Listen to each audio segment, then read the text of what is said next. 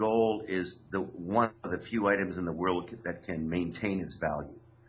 And I think what it says is the financial system is very vulnerable to some kind of event where people lose trust in currencies, as they are losing trust in currencies. I mean, if you and I were to sit down and say, what do you think the incidence of people losing trust in currencies has been, going from 8 to 9 to 2010 to, you can just see that people are losing more and more believability in currencies, and we have all these printing things going on all over the place. I mean, essentially unlimited in Japan. We even have Janet Yellen, who might be the next chairwoman of the Fed, suggesting we shouldn't even put a termination date on the printing anymore. So I don't know why people can't accept that there is a serious vulnerability in the financial system as we see it. The fact that we accept that you can just print money and buy bonds, it kind of blows me away that the bond market just wants to play the game. They want to, fade the Fed and not really deal with the issue, well, are we ever going to get real money back? And I suspect they won't get real money back. Obviously, you think there's going to be some sort of collapse or some sort of calamity. What's your time frame? Well, Greg, you can't tell because, we nearly had a situation in '08 when Lehman went down. And the Lehman event is a very unusual event relative to recent history. And the unusual thing about Lehman, it was a liquidation. They allowed it to liquidate.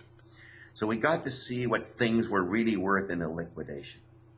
And it nearly took the system down at the time. As the rumors going around where we were in hours of closing down the banking system, credit was seizing up. You couldn't get credits to ship goods at the time, and we had to have the TARP and TALF programs initiated.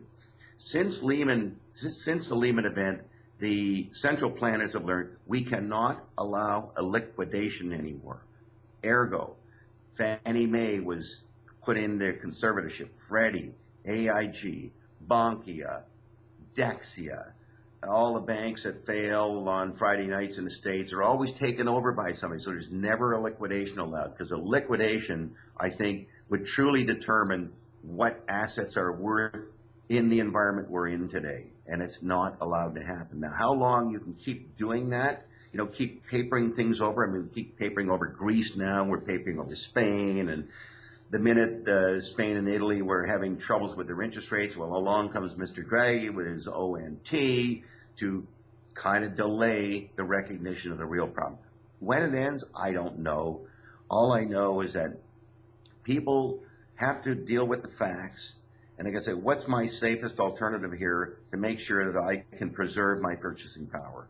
And if I had to, compare owning a government bond, a 10-year bond that yielded 1.5%, or owning gold that's gone up on average over approximately 15% every year for 12 years, including this year, now up 11 or 12. I mean, that seems to be, to me, the most obvious choice that people should make.